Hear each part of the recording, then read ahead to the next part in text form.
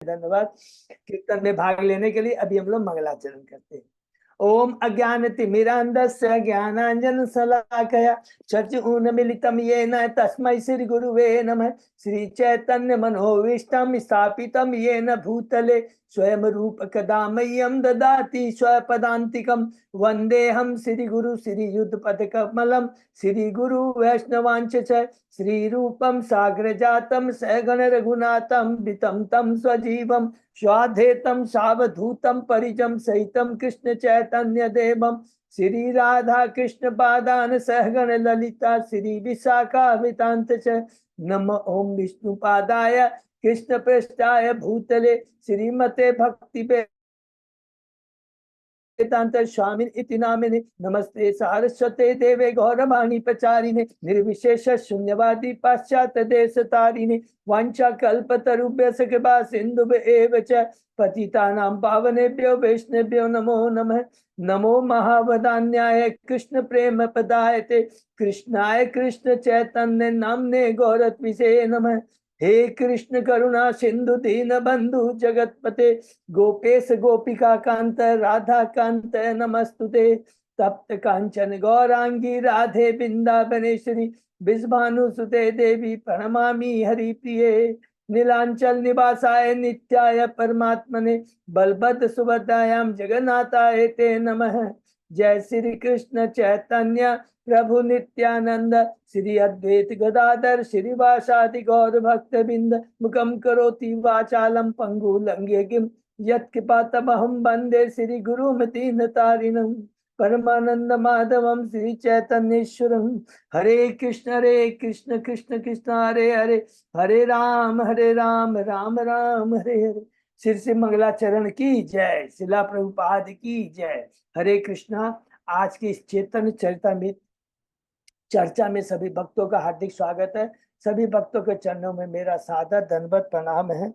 राधा माधव राधा गोविंद परम वैष्णव गुरु आचार्यों की असीम कृपा हमारे ऊपर है कि हम सब लोग भक्त मिलकर चेतन चरितामृत के ऊपर चर्चा कर पा रहे हैं।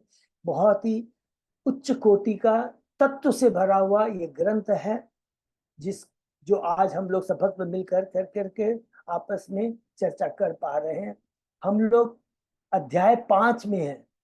अध्याय 5 शीर्षक है भगवान नित्यानंद बलराम की महिमाएं।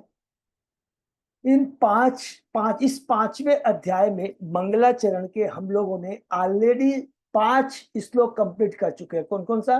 7, 8, 9, 10 और 11 ये हम कंप्लीट कर चुके हैं। 9वां अभी डिटेल बताओ। उसके पहले जो 4 अध्याय कंप्लीट हम लोग किए हैं उसको हम संक्षेप में दोहराए। इन 4 अध्याय में मंगलाचरण के प्रथम जो 6 श्लोक हैं 1, 2, 3, 4, 5, 6 हमने कवर किया है। पहले अध्याय में पहला और दूसरा श्लोक कंप्लीट किया है जो कि नमस्कार है। नमस्कार किस किस को है? गुरु को, भक्त को, ईश्वर को, भगवान के अवतार को, भगवान के अंश को, भगवान की अंतरंगा शक्तियों को। तो इसको हमने बहुत डिटेल में पढ़ा। गुरु के बारे में पढ़ा, भक्त के बारे में पढ़ा। उसके बाद में हमने अवतार के बारे में पढ़ा। ईश्वर के 3 तरह कहते हैं, 6 अवतार, लेकिन यहाँ 3 अवतार के बारे में पढ़ा। कौन सा? अंश अवतार, गुण अवतार, शक्ति अवतार, उसके बाद लीला अवतार, मनवंतर अवतार, और उसके बाद में हम लोगों ने पुरुष अवतार। ये 3 और हो गए तो मिलके 6 हो गए। उसके बाद में हमने पढ़ा कि भगवान के जो भक्त होते हैं निजी संगी होते हैं पार्षद, और दूसरे साधन भक्त होते हैं, नवदीक्षित साधन भक्त, हम जैसे भक्त होते हैं। भगवान के प्रकाश के बारे में पढ़ा, प्रकाश विग्रह, विलास विग्रह के बारे में पढ़ा कि प्रकाश विग्रह में क्या पढ़ा? एक ही तरह के रूप होते हैं भगवान के। उदाहरण में हमने रासलीला में भगवान श्री कृष्ण करोड़ों गोपियां रहती है और एग्जैक्ट अपने उसी रूप में करोड़ों गोपियों के संग में वो नृत्य करते हैं, और एक गोपियां यही सोचती है कि कृष्ण केवल मेरे साथ। और उसी प्रकार हमने द्वारका में भी देखा 16,108 रानियां हैं भगवान की, लेकिन भगवान का एक ही रूप है।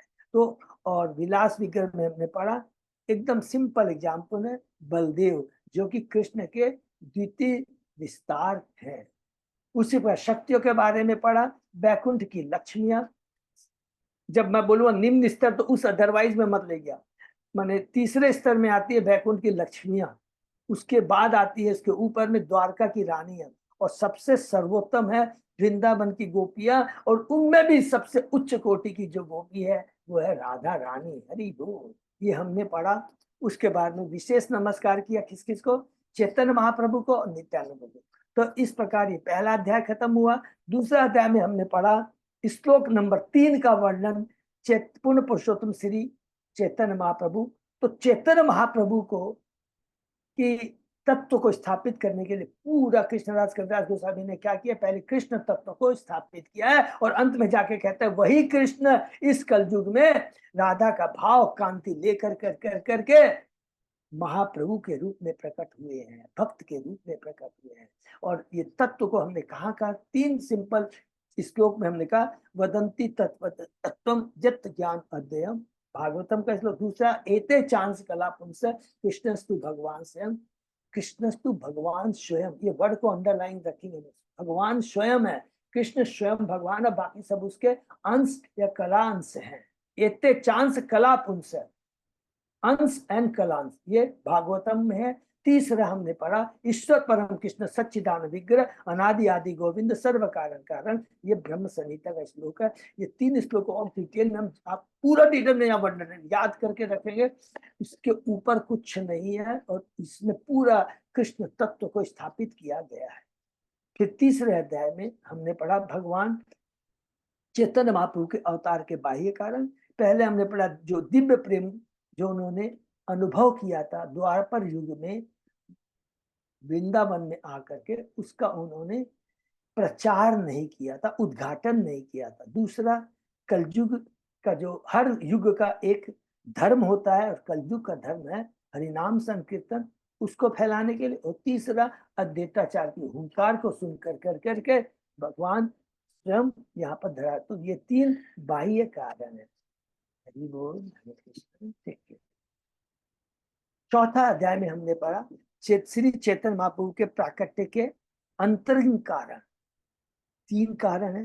पहला कारण क्या है कि भगवान देखते हैं कि राधा रानी का उनके प्रति दिव्य प्रेम कैसा है। पहला तो ये, तो मेरे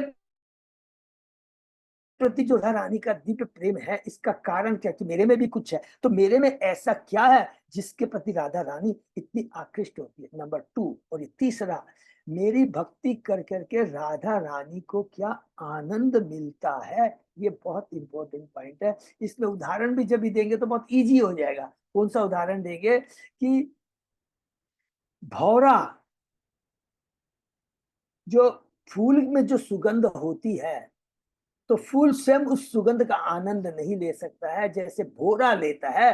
तो भगवान सोचते मुझे भी भक्त रूपी बोहरा भौरा बन के आना पड़ेगा, तभी मैं उस जो आनंद राधा रानी लेती है वो मैं उसको चख पाऊंगा, समझ पाऊंगा।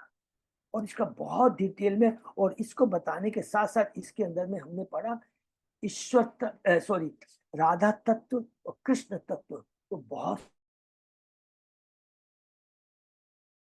सांधिनी शक्ति, सन्निधि शक्ति, आलादिनी शक्ति, राधा तत्व, राधा नाम कैसे पढ़ा, इसका हमने बहुत डिटेल में पढ़ा। इतना बड़ा डिटेल में कहीं नहीं मिलेगा, इतना सुंदर यहाँ पर वर्णन ये हमने पढ़ा। यहाँ खत्म होता है चैतन्य तत्व के बारे में। लास्ट में यही कहते हैं, यही कृष्ण यही राधा के बारे में जो बताया मैंने, तो यही चैतन्य महाप्रभु उस राधा रानी की कांति और उसके भाव को लेकर वो ही कृष्ण भक्त के रूप में इस भौतिक जगत में प्रकट हुए।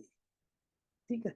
5वां अध्याय शुरू होता है नित्यानंद तत्व के बारे में। इस श्लोक हमने अभी रिपीट किया है, 7 श्लोक से 11 श्लोक तक के। इसमें पहले में कहते हैं कृष्णराज के भगवान बलराम श्री कृष्ण के द्वितीय शरीर हैं। उसके बाद में 7वें श्लोक में कहते हैं कि भगवान बलराम मूल संकर्षण है, वे भगवान श्री कृष्ण की सेवा करने के लिए 5 अन्य रूप धारण करते हैं। कौन? बलराम। तो पहला चीज तुमने ये पढ़ा कि बलराम ही मूल संकर्षण है। तो पहला चतुर्भुज में क्या है? मूल संकर्षण, वासुदेव, प्रद्युम्न और अनिरुद्ध और प्रद्युम्न और अनिरुद्ध। तो वही मूल संकर्षण जो है वो अपने को 5 रूपों में प्रकट करते हैं। कौन कौन सा? महाशंकर्षण, कारणोदकछाय विष्णु, गर्भोदकछाय विष्णु, क्षीरोदकछाय विष्णु और अनंत शेष। तो इसमें जो 4 हैं वो क्या करते हैं? भगवान को सृष्टि का कार्य करने में मदद करते हैं, अर्थात वास्तविक सृष्टि का काम कौन करते हैं? नित्यानंद प्रभु करते हैं, याद रखेंगे। दूसरा चीज, जितना भी सेवा का भाव है अनंत शेष के रूप में नित्यानंद प्रभु करते हैं। नित्यानंद ये बताते हैं कि भगवान की सेवा कैसे की जाए। तो इसके बारे में जब हमने पढ़ा, उसके बाद में 8वां श्लोक में है हमने परव्योम कि ये जो कृष्ण है, ये जो वो कहाँ रहते हैं? परव्योम में रहते हैं। हरि व्योल माने पर, इस व्योम माने इस भौतिक जगत से परे, परव्योम में दिव्य लोक में रहते हैं। उसमें हम लोगों ने कृष्ण लोक के बारे में पढ़ा कि कृष्ण लोक के 3 भाग हैं, द्वारका, मथुरा और गोकुल। गोकुल भी 3 नाम से जाना जाता है, वज्र, गोलोक और वृंदावन। तो इसका बहुत डिटेल में 8वें श्लोक में के माध्यम से हमने बहुत डिटेल में पढ़ा। द्वारका के द्वितीय चतुर्भुज का वर्णन पढ़ा। द्वितीय चतुर्भुज का मतलब क्या है? कि जो मूल संकर्षण है उससे कौन आते हैं? नारायण, और उन नारायण से दूसरे आते हैं, दूसरा चतुर्भुज है, उसका नाम है महाशंकर्षण। वासुदेव, प्रद्युम्न और अनिरुद्ध, और वही महाशंकर सन से कौन निकलते हैं? कारणोदकछाय विष्णु, हरि बोल। तो फिर 9वें श्लोक में हम लोग पहुंचते हैं, कारणोदकछाय विष्णु के बारे में पढ़ते हैं, जिसका हमने बहुत डिटेल में 49 श्लोक से 99 श्लोक तक में पढ़ा कि जो कारणोदक विष्णु हैं उनसे ही असंख्य ब्रह्मांड निकलते हैं, और उनके जो असंख्य ब्रह्मांड निकलते हैं और किस प्रकार सृष्टि होती है। जब भगवान श्वास लेते हैं तो प्रत्येक श्वास के साथ ब्रह्मांड प्रकट होते हैं। तत्पश्चात जब वे श्वास छोड़ अंदर ले लेते हैं तो सारे ब्रह्मांड उनमें समा जाते हैं। आपके शरीर के रोमकों में से असंख्य ब्रह्मांड उसी तरह निकल रहे हैं जिस प्रकार खिड़की छेद से धूल के कण निकलते हैं। तो बहुत डिटेल में हम लोगों ने कारणोदकछाय विष्णु के बारे में पढ़ा, और यहाँ समाप्त होता है कि लास्ट में जो श्लोक बोलते हैं, बार बार बोलेंगे। कारणोदकछाय डिटेल में पढ़ने के बाद पट से क्या बोलते हैं कृष्णा कविवर, ये ही कारणोदकछाय विष्णु चैतन्य महाप्रभु के संगी बलराम भगवान नित्यानंद के पूर्ण अंश है। यहाँ समाप्त करेंगे कारणोदकछाय विष्णु के बारे में। देखिए फिर उसके बाद में वो 10वें श्लोक में शुरू करते हैं, इसके बारे में गर्भोदकछाय विष्णु के बारे में शुरू करते हैं कि कहते हैं जो कारणोदकछाय विष्णु है वही अपने को एक्सपांड करते हैं गर्भोदकछाय विष्णु में। करोड़ों ब्रह्मांड की रचना करने के बाद कारणोदकछाय विष्णु श्री गर्भोदक विष्णु के रूप में हर एक ब्रह्मांड में प्रविष्ट करते हैं। वही कारणोदक गर्भोदक विष्णु के रूप में हर एक ब्रह्मांड में प्रविष्ट कर जाते हैं। और उसके बाद प्रभु जी एक बार बोलिए ना, गोकुल का 3 भाग और एक बार बोलिए ना, 3 भाग नाम गोकुल का। वज्र, सॉरी ब्रजधाम बोल सकते हैं। हाँ, हरि बोल। उसके बाद में हाँ वृंदावन, हाँ, और गोलोक, गोलोक गोलोक और श्वेतद्वीप भी है। हाँ हाँ, गोलोक, श्वेतद्वीप, श्वेतद्वीप है, उसी को वृंदावन बोलते हैं प्रभु। श्वेतद्वीप वृंदावन एक हो गया, दूसरा हो गया ब्रजलोक हो गया, तीसरा गोलोक। तो गोकुल के 3 नाम हैं, फिर से रिपीट नोट कर लीजिए। ब्रज, दूसरा गोलोक, और तीसरा श्वेतद्वीप वृंदावन। ठीक है ना? आगे बढ़ते हैं इंद्राणी माता जी। हाँ प्रभु जी, हाँ। अच्छा, उसके बाद में हम लोगों ने 10वें श्लोक में, पहला 9वें श्लोक में हमने पढ़ा कारणोदकछाय विष्णु, 10वें श्लोक में गर्भोदकछाय विष्णु, और वही गर्भोदकछाय विष्णु उसके बाद में हमने पढ़ा कि उनसे प्रत्येक ब्रह्मांड में प्रवेश कर जाते हैं। उनके कमल नाभि से ब्रह्मा जी की उत्पत्ति होती है, और उसके बाद में उसी जो नाल होता है उसके अंदर 14 भुवन रहते हैं, और ब्रह्मा जी जीवों के कर्म स्वभाव के अनुसार इस 14 भुवन के अंदर में, 14 माने भू भुआ भुआ स्वर, सबको याद है ना? जनलोक, तपलोक, महतलोक, हाँ, और सत्यलोक। नीचे में अतल, वितल, सुतल, करके पूरा पाताल तक हमने पढ़ा। ये 14 भुवन होते हैं, इसमें जीवों को ब्रह्मा जी क्या करते हैं, इनको स्थापित कर देते हैं। तो ये अर्थात ये जो कर्णोदक्ष विष्णु ने काम किया है, इसको बोलते हैं सर्ग। तो ब्रह्मा जी जो काम करते हैं, जो भागवतम में पढ़ा, ये हुआ विसर्ग। क्रिएशन का काम केवल कृष्ण ही करते हैं, याद रखें। कृष्ण स्वयं नहीं करते हैं, नित्यानंद के माध्यम से करते हैं। नित्यानंद स्वयं नहीं करते हैं, वो अपने सेकंड चतुर्भुज के जो महाशंकर्षण होते हैं उसके माध्यम से करते हैं, क्योंकि महाशंकर तो नित्यानंद प्रभु के पूर्ण अंश हुए, स्वयं नित्यानंद। तो इसलिए हम लोग क्यों बार बार रिपीट कर, ये नित्यानंद की स्थिति है, पोजीशन को समझिए, कितनी उच्च कोटि की पोजीशन है कृष्ण की, इतनी उच्च कोटि की, इतना सुंदर तत्व तो कहीं नहीं मिलेगा हम लोगों को। ठीक है, उसके बाद में हमने पढ़ा कि कमलनाल में 14 भुवन थे, इस पर भगवान ने ब्रह्मा के रूप में सारी सृष्टि का सृजन किया। उसके बाद में हम लोग 11वें श्लोक में पहुंचते हैं। क्षीरोदधाई विष्णु का है, तो कृष्णा के उदास कहते हैं, मैं उन श्री नित्यानंद प्रभु के चरण कमलों में सागर होगा, जिनके गौण अंश क्षीरोदधाई विष्णु है। ये क्षीरोदधाई विष्णु ही समस्त जीवों के परमात्मा और समस्त ब्रह्मांडों के पालक है। हरि बोल। तो यही क्षीरोदधाई विष्णु है, जो कि क्या है, वो सब जीवों के हृदय में, सब जीवों के हृदय में परमात्मा के रूप में विराजमान रहते हैं। सबको क्लियर हुआ? तो 9, 7, 8, 9, 10, 11 ये 5 श्लोकों का हमने डिटेल में वर्णन किया। फिर लास्ट में कहते हैं, ये भगवान विष्णु क्षीरोदधाई विष्णु नित्यानंद प्रभु के पूर्ण अंश के भी अंश है, क्योंकि वास्तव में भगवान नित्यानंद ही समस्त अवतारों के उद्गम है। तो सारे सृष्टि का काम शॉर्ट में लिख सकते हैं, सारी सृष्टि का काम, जितने भी अवतार आते हैं, चाहे पूरे अवतार ले लीजिए, लीला अवतार, मनवंतर अवतार, पुरुषा अवतार, और जितने भी अवतार आते हैं, ये किनसे आते हैं? डायरेक्ट नित्यानंद प्रभु से भी नहीं आते हैं, कर्णोदक्ष विष्णु और क्षीरोदधाई विष्णु से ही आते हैं। लेकिन जब श्री कृष्ण आते हैं, तो इस सारे के सारे विस्तारों को, अवतारों को अपने अंदर समेट लेते हैं, लेकर ही आते हैं और लीला करते हैं।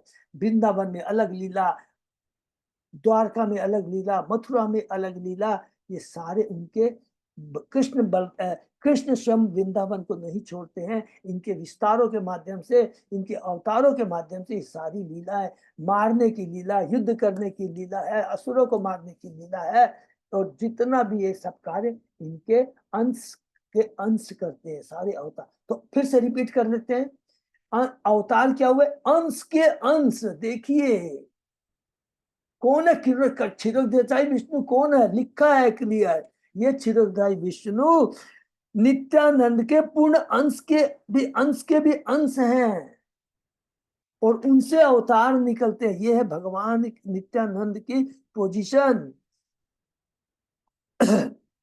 ये डिटेल हम लोग पढ़ने के बाद में एक बहुत इंपॉर्टेंट पढ़े थे, वो यह सब याद रखेंगे।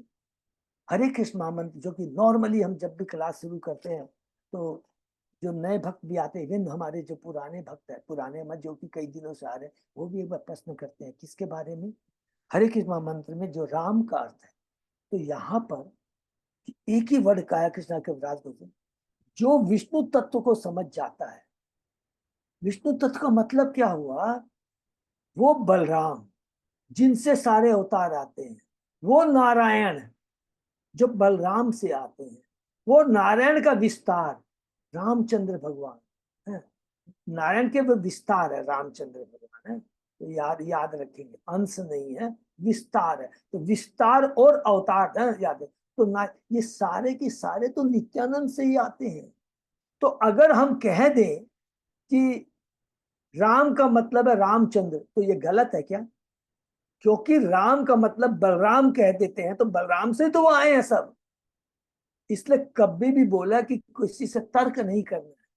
वो कब तर्क नहीं करेंगे? जब हम किसी को समझा देंगे कि देखो भाई, नित्यानंद की ये पोजीशन है। नित्यानंद भगवान श्री कृष्ण के विस्तार है। नित्यानंद जो प्रथम चतुर्भुज है, जो कि द्वारका और मथुरा और वृंदावन में है, जो कि मूल संकर्षण के नाम से पुकारे जाते हैं, वो नित्यानंद जिससे नारायण आते हैं। फिर नारायण से विस्तार है रामचंद्र, उस नारायण से फिर दूसरा चतुर्भुज बनता है जिसको कहते हैं महाशंकर्षण वासुदेव पनु अदे, और वही महाशंकर्षण से कर्णोदक्षाय विष्णु आते हैं। वही कर्णोदक्षाय विष्णु अपने को छिदोदक्षाय विष्णु में, सॉरी गर्भोदक्षाय विष्णु में प्रवेश कर, वही गर्भोदक्षाय विष्णु अपने को फिर छिदोदक्षाय विष्णु प्रवेश कर। तो ये जब तक तो मालूम हो जाएगा तो किसी से तर्क नहीं करना है, दोनों एक ही चीज है। उसके बाद में हम लोगों ने पढ़ा ये नित्यानंद प्रभु श्री चैतन्य महाप्रभु की सेवा कर, कभी उनके गुरु के रूप में, तो कभी मित्र के रूप में, तो कभी दास के रूप में करते हैं। जिस प्रकार बलराम ने वज्र में इन तीन विभिन्न भाव में भगवान श्री कृष्ण के साथ क्रीड़ाएं की थी, सबको याद है ना।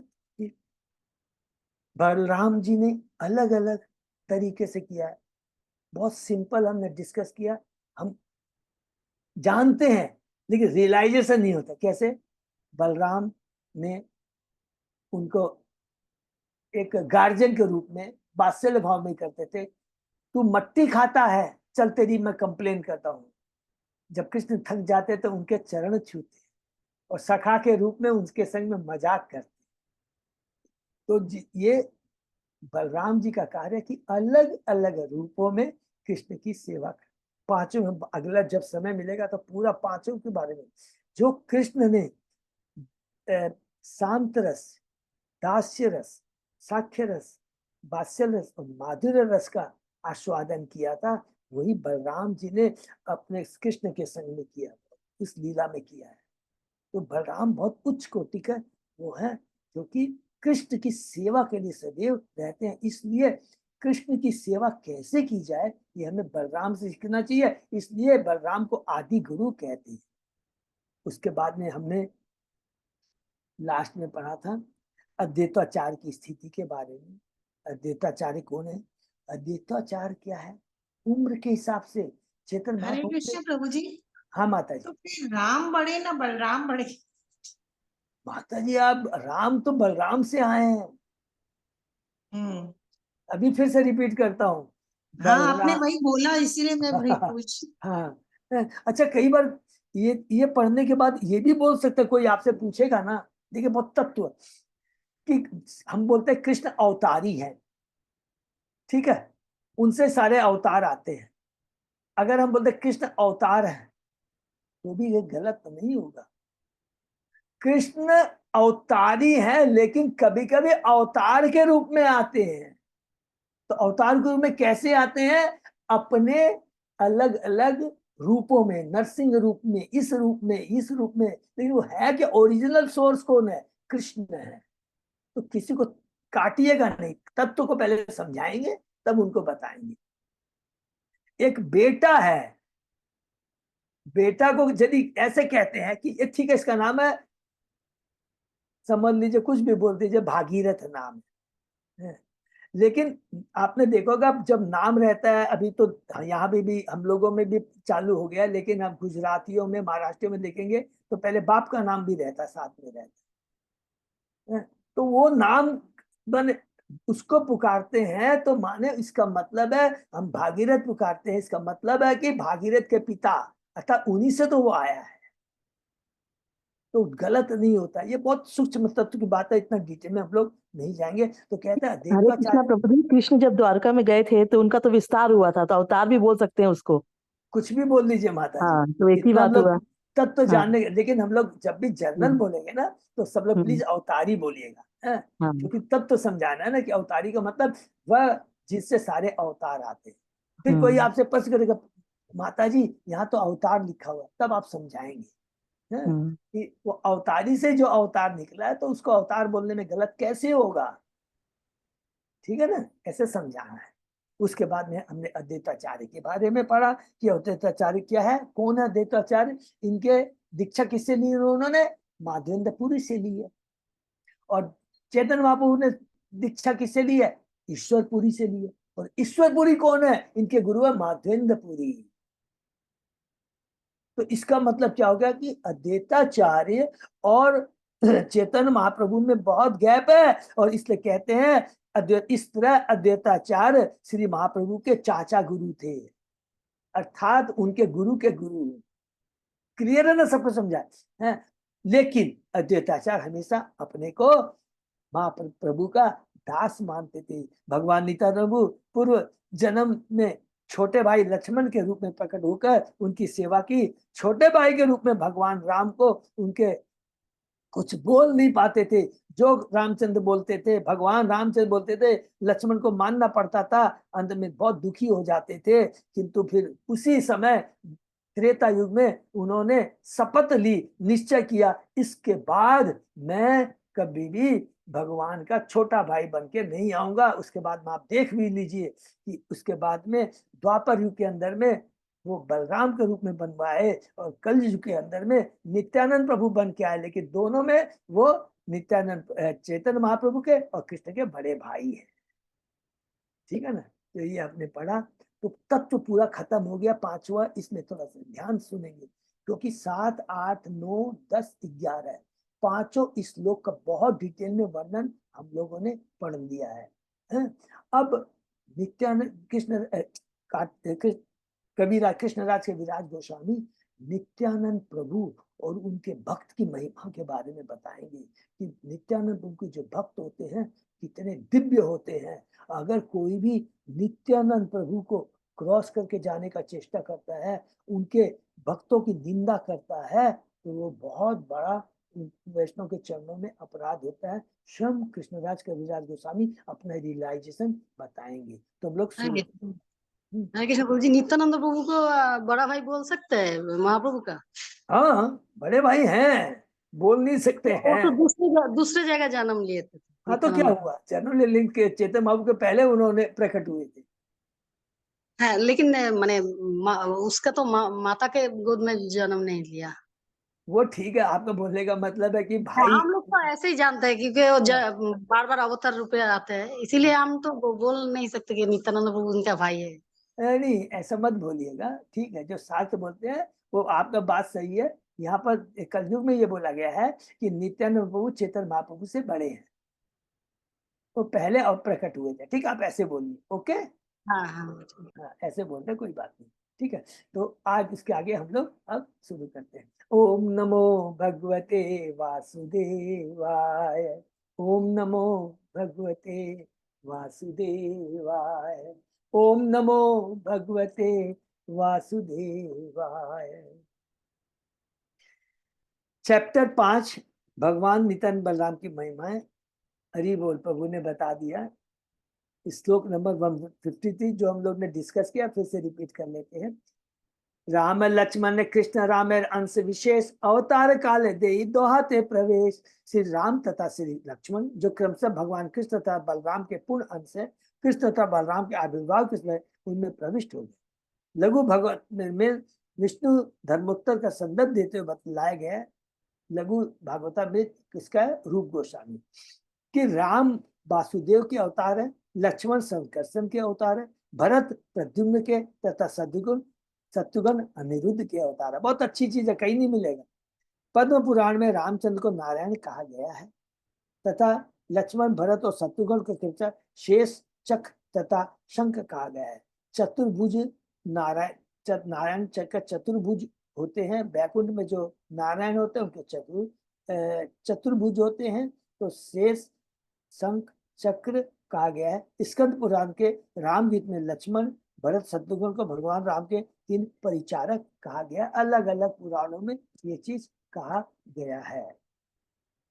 सेई अंश लोया ज्येष्ठ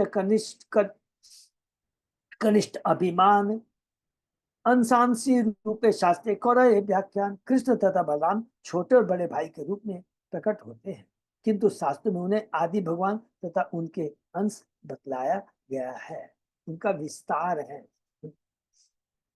रामादि मूर्तिषु कला नियमेन तिष्ठन् नाना अवतारम अकरोत भुवनेषु, किंतु कृष्ण स्वयं संभवत परम पुमान ये गोविंदमादि पुरुषम तम अहम भुजामि।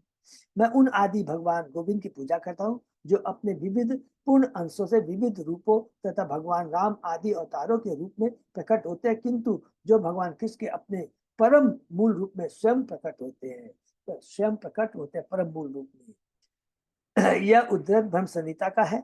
नित्य चैतन्य से ही कृष्ण नित्यानंद राम नित्यानंद पूर्ण करे चैतन्य काम, ये बहुत इंपॉर्टेंट है, उसको अंदर याद कर लेंगे, है? भगवान श्री चैतन्य ही भगवान कृष्ण है और श्री नित्यानंद भगवान बलराम है। भगवान नित्यानंद श्री चैतन्य महाप्रभु की सारी इच्छाओं को पूर्ण करते हैं। ये बहुत इंपॉर्टेंट श्लोक है। तो नित्यानंद की स्थिति और चैतन्य महाप्रभु की स्थिति इस श्लोक में बहुत अच्छे से बताया। नित्यानंद महिमा सिंधु अनंत अपार, एक कण स्पर्शी मात्र से कृपातः। भगवान नित्यानंद की महिमाओं का सागर अनंत और अगाध है, केवल उनकी कृपा से ही मैं उनकी एक बूंद का स्पर्श कर सकता हूँ। हरि बोल। आर एक शून्य तार कृपा महिमा, अधम जीव चढ़ाई लो उधर वह सीमा। कृपा, उनकी कृपा की दूसरी महिमा सुन, उन्होंने एक पतित जीव को सर्वोच्च सीमा तक ऊपर उठाया है।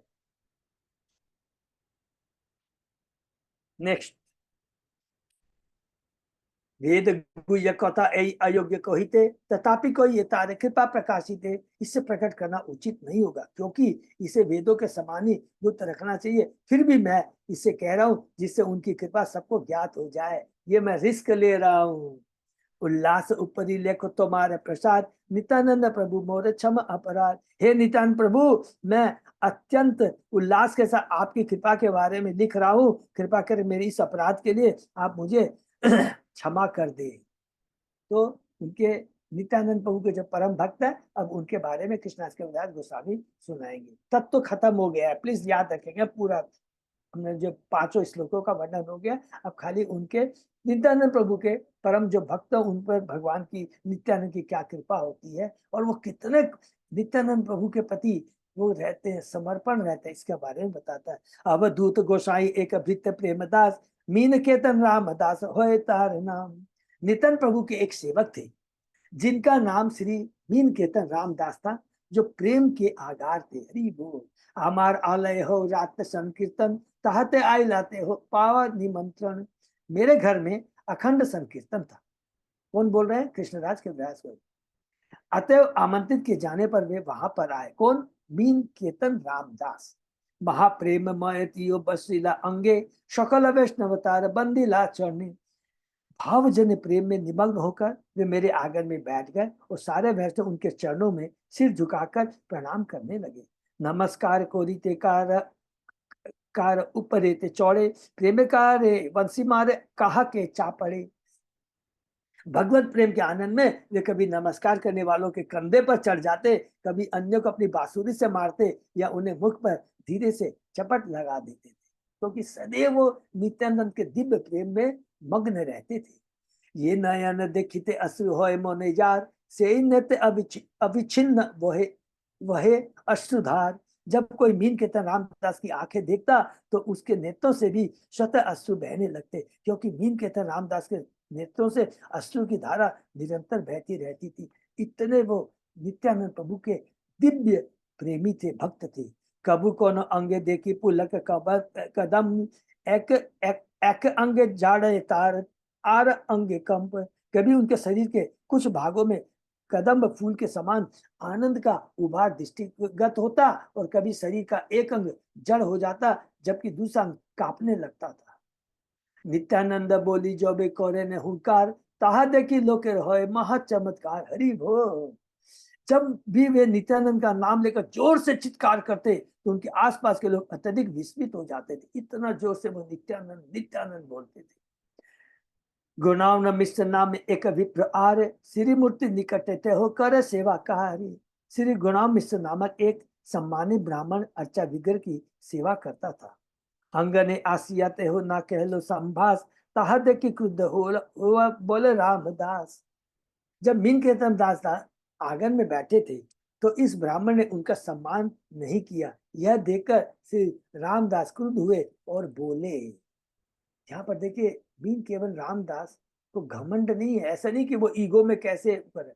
वो कहते हैं कि भगवान के जो परम भक्त का होते हैं उनका भी कैसे आदर करना चाहिए। जब स्वयं श्री कृष्ण भगवान नारद मुनि जब द्वारका में जाते हैं तो उनका कैसे आदर करते हैं, पाव प्रक्षालन करते हैं, तो वही चीज मीन केवल रामदास के माध्यम से हमें यह सीखने को मिलेगा।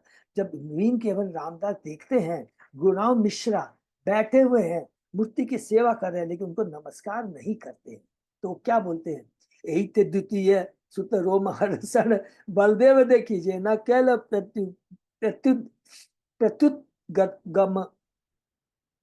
यहाँ मैं दूसरा रोम हर्षण सूत्र देख रहा हूं, जो भगवान बलराम को देखकर सम्मान प्रदर्शित करने के लिए उठ खड़ा नहीं हुआ।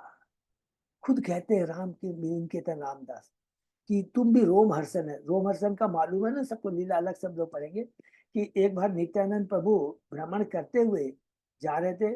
रोम हर्षण इनके पुत्र कौन है, सुत गोस्वामी है, हम लोग पढ़े। रोम हर्षण के पुत्र हैं सुत गोस्वामी।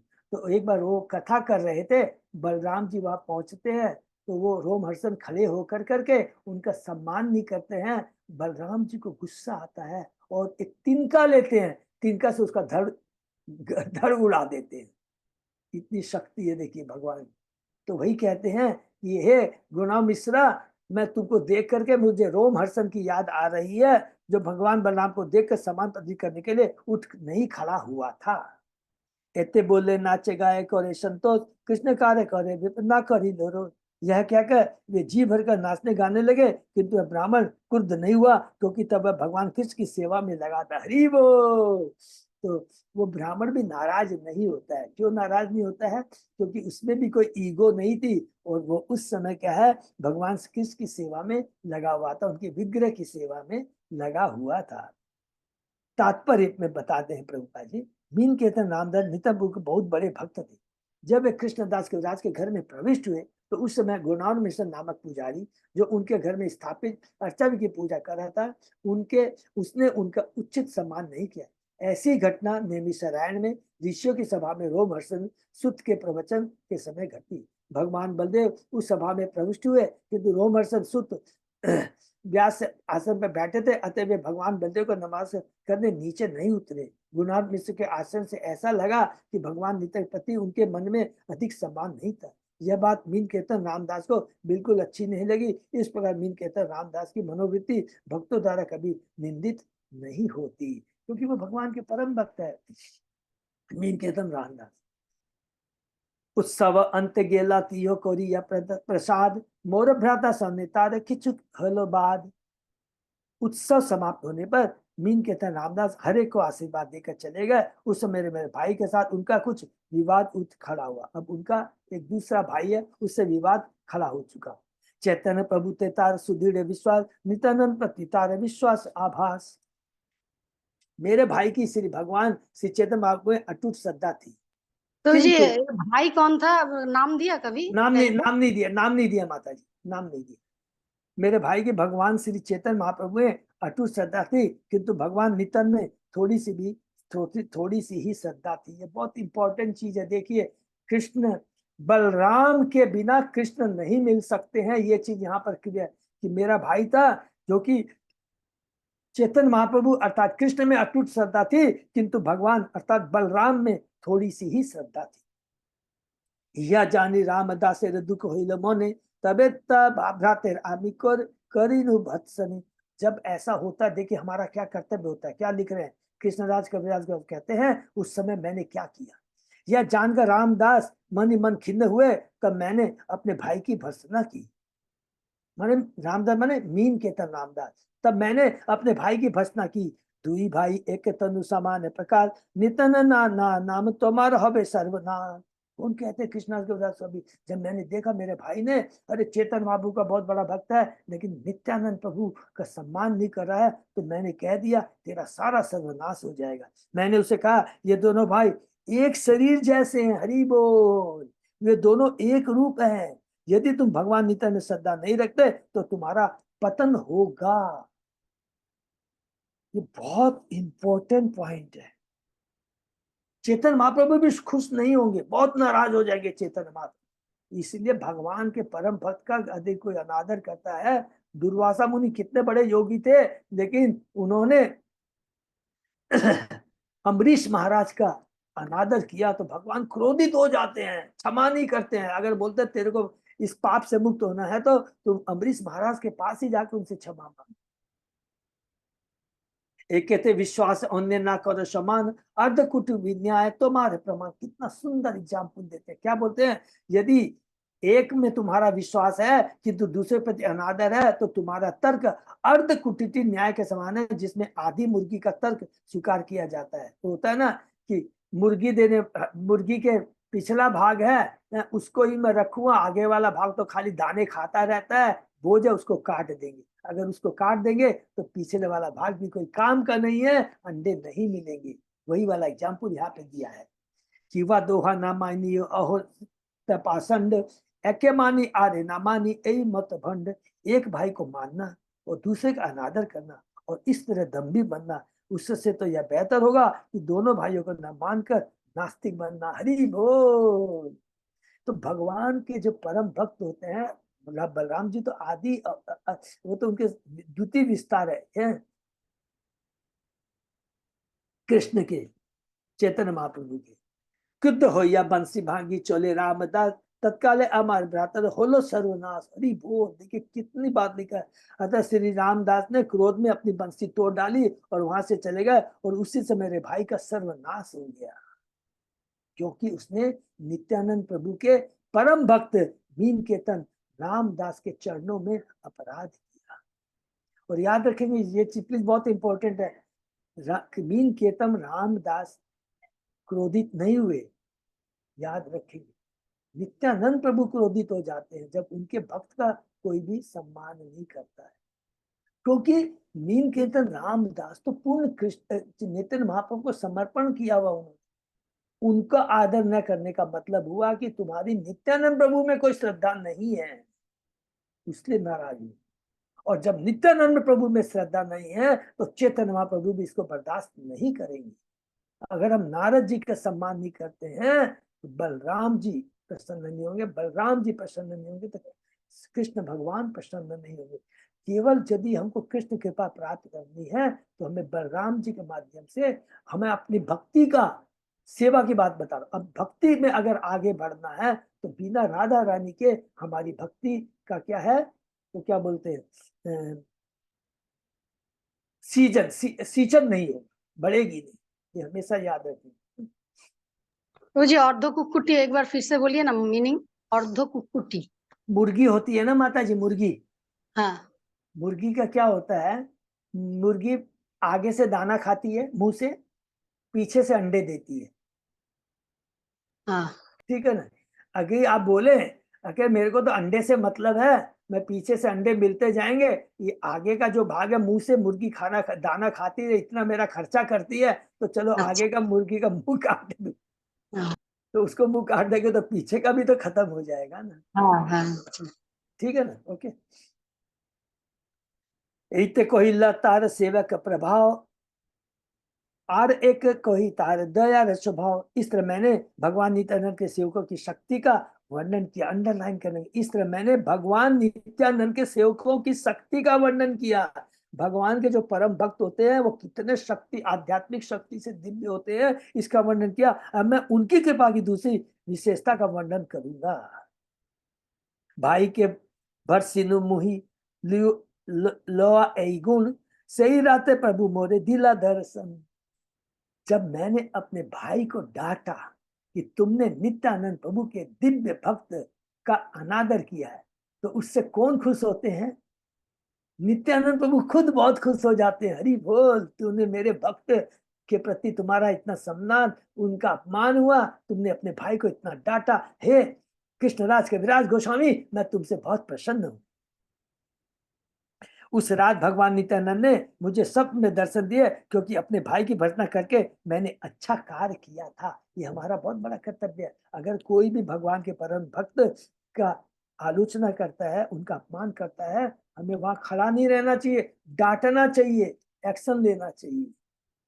बहुत याद है। नेहाटी निकटे झामटपुर नामे ग्राम, तहा स्वप्न देखा दिला नित्यानंद राम। अरे बोल। नेहाटी के निकटवर्ती झामटपुर गांव में नित्यानंद प्रभु ने मुझे स्वप्न में दर्शन दिया। मैं उस समय वहां रहता था। कहाँ? नेहाटी के बगल में। देखिए कृष्णराज कविराज बाबू कोई हवा में बात नहीं करते हैं, लिखा है बकायदा, एक एक जगह का नाम लिखा है कि ये जो स्वप्न में मेरे को दर्शन दिया, कहाँ दिया? झामटपुर गांव में, जो कि निहाटी के निकट है।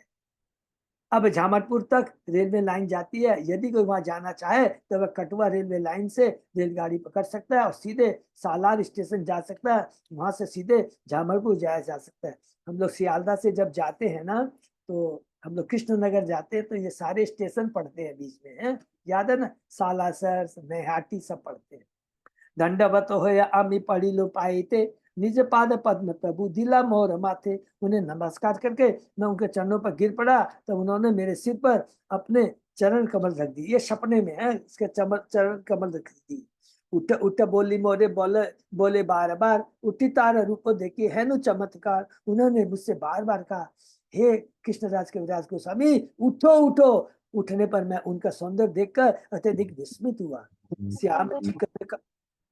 श्याम चिकन कांति प्रकांड शरीर, साक्षात कंदर्प जे छे महामलवीर। उनका रंग चिकना श्यामल वन का था। वे अपने लंबे बलिष्ठ वीर जैसे शारीरिक आकार के साक्षात कामदेव जैसे लग रहे थे।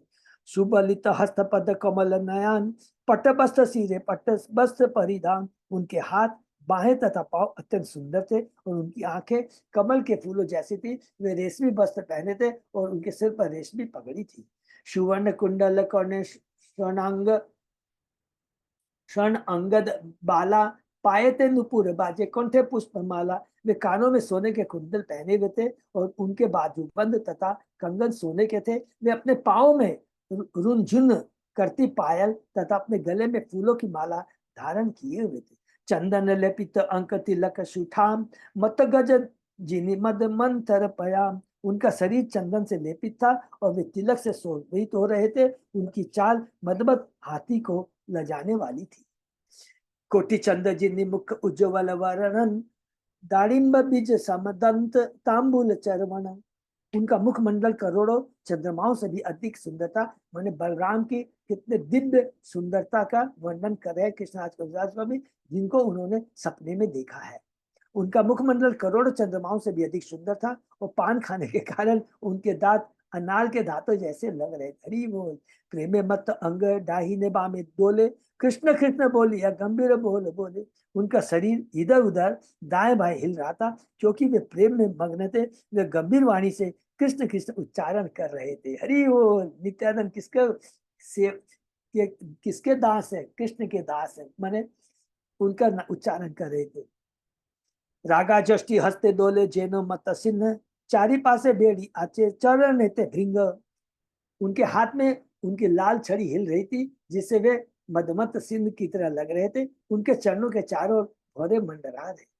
पारिषद गणे देखी सब गोप वेशे, कृष्ण कृष्ण कहे सब सप्रेम आवेशे। उनके भक्त ग्वाल बालों की तरह वस्त्र धारण किए हुए थे और उनके चरणों को उनके भौरों की तरह घेरे हुए थे। वे प्रेमावश में मग्न होकर कृष्ण कृष्ण उच्चारण कर रहे थे। सिंगा बांसी बाजाए के नाचे गाए, सेवक जो गाए तांबुल चामर डुलाए।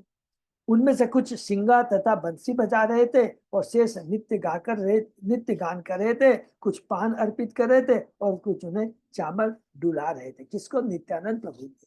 नित्यानंद स्वरूप देखिया वैभव, किबा रूप गुण दिल अलौक के सब। इस प्रकार मैंने सिर्फ नित्यानंद स्वरूप में ऐसा ऐश्वर्य देखा। उनके अद्भुत रूप, गुण और लय सब अलौकिक है। आनंद विहंगल आमी किचु ना ही जानी, तबे हास्य प्रभु मोरे कही लेवानी। मैं दिव्य आनंद से विभोर था और कुछ भी नहीं जान पा रहा था। तभी प्रभु नित्यानंद हंसे और मुझसे इस प्रकार बोले। तो बहुत इंपॉर्टेंट है, क्या बोलते हैं? आरे आसे कृष्णदास ना करो भय, वृंदावन जाता सर्व लभ्य है। अरे कृष्णदास, कृष्णदास के विराज गोस्वामी दास, तुम डरो नहीं, वृंदावन जाओ, क्योंकि वहां तुम्हें सब कुछ प्राप्त होगा। देखिए, ये भगवान की कृपा हुई है कृष्ण के विराज गोस्वामी से। और इसी सपने में नित्यानंद प्रभु से आज्ञा पाने के बाद कृष्णराज के विराज गोस्वामी वृंदावन जाते हैं। रघुनाथ दास गोस्वामी से वो ये राधा कुंड में उनसे कथा सुनते थे और रूप गोस्वामी स्वरूप दामोदर उनकी कड़ची है, उनसे लेकर करके ये करके इन्होंने ये चैतन्य चरितामृत लिखा है। अर्थात कृष्णराज कविराज गोस्वामी ये चैतन्य चरितामृत लिख पाए ओनली बिकॉज ऑफ नित्यानंद की कृपा से। उनको सपने में दिखाई दिए, कहा तू चला जा वृंदावन। वृंदावन जाते हैं, रघुनाथ दास गोस्वामी से मिलते हैं, राधा कुंड में उनसे हमेशा कथाएं सुनते हैं। वह राधा वही रघुनाथ दास गोस्वामी जो अंत तक जो है चैतन्य महाप्रभु के प्रकट अप्रकट होने तक वो पूरी में चैतन्य महाप्रभु के साथ में थे। रघुनाथ दास गोस्वामी, रूप गोस्वामी, सनातन गोस्वामी को तो चैतन्य महाप्रभु ने दिव्य शिक्षा ज्ञान दे करके वृंदावन भेज दिया था, और उसके बाद रघुनाथ दास गोस्वामी गए हैं। और वही रघुनाथ दास गोस्वामी से कृष्णराज कविराज गोस्वामी कथा सुनते थे, उसी के बल पर उन्होंने ये चैतन्य चरितामृत लिखा है। ठीक है ना। यही बोली प्रेमिला मोरे हाथ शानी दिया, अंतरदान कह लो प्रभु निज गौन लोआ। यह कह उन्होंने अपना हाथ हिलाकर मुझे वृंदावन की ओर निर्देशित किया, फिर वे अपने संगियों समेत अंतर्धान हो गए। मूर्छित हो या मुहि पाड़ी लो भूमिते, स्वप्न भंग हो लो देखी आहाचे प्रभाते। मैं मूर्छित होकर भूमि पर गिर पड़ा, मेरा सपना टूट गया, और जब मुझे होश आया तो मैंने देखा कि प्रातः काल हो चुका था। कि देखो नो की सुनी नो करिए विचार, प्रभु आज्ञा होले वृंदावन जाई बार। हरि बोल। मैंने और जो कुछ देखा और सुना था उस पर विचार किया और इस निष्कर्ष पहुंचा कि भगवान ने मुझे तुरंत ही वृंदावन जाने का आदेश दिया है। सही क्षण वृंदावन करी लो गमन, प्रभु के पास चुके आई न वृंदावन। मैं उसी क्षण वृंदावन के लिए चल पड़ा और उनके पास मैं बड़ी प्रसन्नता पूर्वक वृंदावन पहुंच गया। जय जय नित्यानंद नित्यानंद राम, जहर के पाते पाई नो वृंदावन धाम।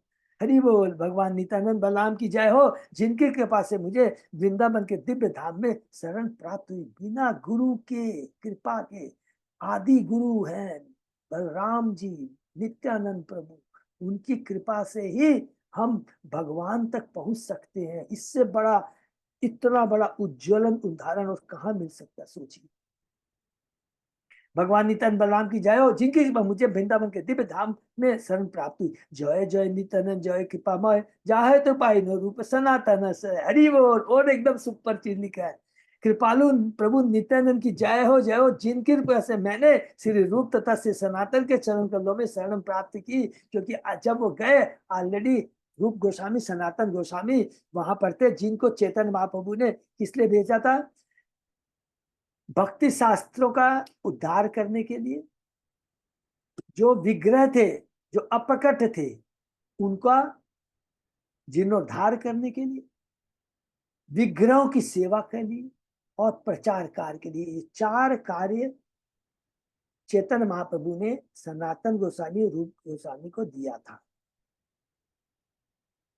जहां होते पाइनो रघुनाथ महाशय, जहां है तो पाइनो श्री स्वरूप आश्रय। हरि बोल। उनकी कृपा से मुझे श्री रघुनाथ दास गोस्वामी जैसे महापुरुष की शरण प्राप्त हुई है, और उन्हीं के पास से मैंने श्री स्वरूप दामोदर का आश्रय प्राप्त किया है। तो सबका वर्णन आ गया ना। स्वरूप दामोदर, रघुनाथ दास गोस्वामी, रूप गोस्वामी, सनातन गोस्वामी, सब उस समय वृंदावन में थे। क्यों थे? सबको समझ में आ गया होगा, क्योंकि चैतन्य महाप्रभु अप्रकट हो चुके। जो व्यक्ति श्री श्री राधा तथा कृष्ण की सेवा करने में दक्ष बनने का इच्छुक हो, उसे सदैव स्वरूप दामोदर स्वामी, रूप गोस्वामी, सनातन गोस्वामी तथा रघुनाथ गोस्वामी के मार्गदर्शन में रहने की आकांक्षा करनी चाहिए। इसको अंडरलाइन कर लेंगे प्लीज। इन गोस्वामियों को संत प्राप्त करने के लिए मनुष्य को नित्यानंद प्रभु की कृपा प्राप्त करनी आवश्यक है। बिना आदि गुरु के नहीं मिलेगा, नहीं मिलेगा, नहीं मिलेगा। बिना बलराम की कृपा के हमें नारद मुनि नहीं मिलेंगे, हमें प्रभुपाद जी नहीं मिलेंगे। लेखक ने इन दो श्लोकों में इसी तथ्य को बतलाने का प्रयास किया। सनातन कृपा पाइनो भक्ति रे सिद्धांत, श्री रूप कृपा पाइनो भक्ति रस। देखिए दोनों का लिखा है, ये वाला श्लोक बहुत इंपॉर्टेंट है। कहते हैं कि सनातन गोस्वामी की कृपा से मैंने भक्ति के अंतिम निष्कर्ष प्राप्त किए हैं, और श्री रूप गोस्वामी की कृपा से मैंने भक्ति के सर्वोच्च अमृत का आस्वादन किया। इसलिए रूप गोस्वामी ने क्या लिखा है? भक्ति रसामित सिंधु तो भक्ति का सारा डिटेल में उसके अंदर मिला है। और सनातन गोस्वामी ने हरि भक्ति विलास है, उसके अंदर में वैष्णव सदाचार वैष्णव एटिकेट के बारे में लिखा है। तो सनातन गोस्वामी और रूप गोस्वामी का इसमें यहाँ कितना सुंदर लिखा है। भक्ति विज्ञान के शिक्षक श्री सनातन गोस्वामी प्रभु ने कई पुस्तकें लिखी, जिसमें से बृहत भागवत अत्यधिक प्रसिद्ध है। जो कोई भी व्यक्ति भक्ति तथा कृष्ण के विषय में जानना चाहता है उसे यह पुस्तक पढ़नी चाहिए। सनातन गोस्वामी ने भी श्रीमद् भागवत के दर्शन का एक विशेष भाष्य भी लिखा है, जो दसम टिप्पणी कहलाता है। तो पहली पुस्तक होगी बृहद भागवत, दूसरा दसम टिप्पणी। यह ग्रंथ इतना उत्कृष्ट है, इसे पढ़कर भगवान श्री कृष्ण की प्रेममयी लीलाओं को अत्यंत गहराई से समझा जा सकता है। सनातन गोस्वामी कृत एक अन्य पुस्तक है हरि भक्ति विलास, हरि बोल, जो सभी वर्ग के वैष्णव गृहस्थों, वैष्णव ब्रह्मचारियों, वैष्णव वानप्रस्थियों तो वैष्णव सन्यासियों के लिए विधि विधानों को बताने की विधि है। बहुत इंपॉर्टेंट है। किंतु यह पुस्तक विशेषतः वैष्णव गृहस्थों के लिए लिखी गई थी। श्री रघुनाथ गोस्वामी ने विलाप कुसुमांजलि नामक अपनी स्तुति के 6ठे श्लोक में सनातन गोस्वामी के प्रति अपना आभार निम्न प्रकार से प्रकट किया है। वैराग्य युग भक्ति रसम प्रयत्ने रपा मम भी अपि सुमंधम कृपाम्बु धीर्य पर दुख दुखी सनातन तंत्र प्रभुम आश्रयामी। मैं वैराग्य से युक्त भक्ति रस को पीने के लिए अनिच्छुक था, किंतु सनातन गोस्वामी ने अपने हेतु के मुझे इसे पीने का बाध्य किया, अन्यथा मैं ऐसा न कर पाता। अतः वे करुणा के सिद्धू है, वे मुझ जैसे पतितात्माओं पर विशेष दयालु है। अतः मेरा कर्तव्य है कि मैं उनके चरण कमलों में सादर नमस्कार करूं। हरि बोल।